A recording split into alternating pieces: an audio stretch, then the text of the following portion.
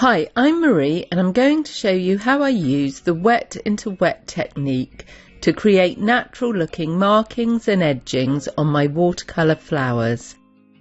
I mix up my paint puddle to a creamy consistency so it's not too thick, as I want it to flow freely when I add it to the water on the surface of my paper.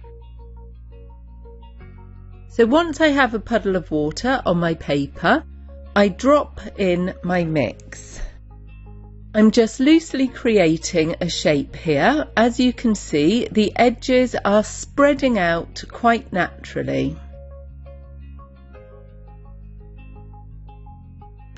I then add in a darker colour while my paint puddle is still very wet, as this will add depth to the area.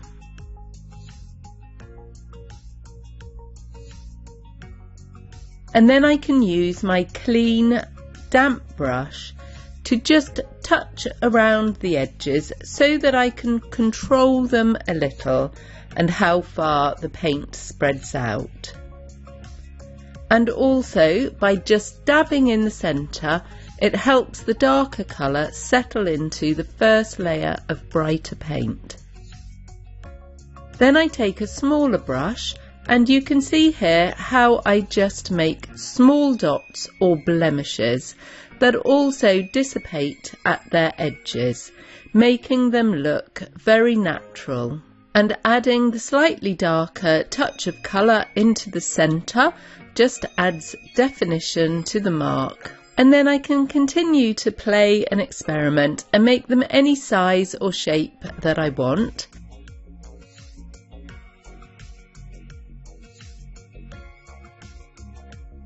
And once an area has dried, I can continue to add on to it if I want to change or shape the area or make it larger maybe. So I just add a little more water and drop my paint in wherever it's needed.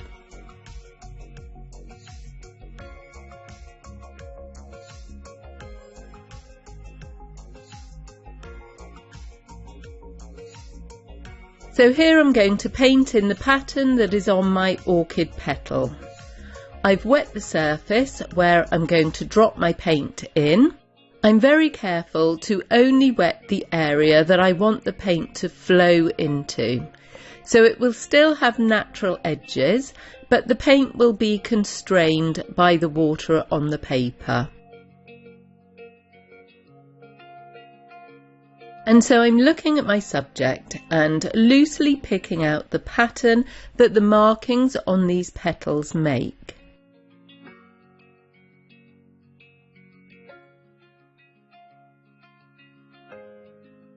And then to add depth to the petal, I drop in some of my darker mix in places where there are shadows or blemishes, or maybe just ripples in the petal.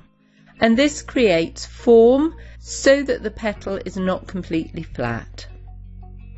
Please like and subscribe if you'd like to see more of my upcoming tips and techniques. You can also find the full tutorial if you click on the link below. Thanks for watching.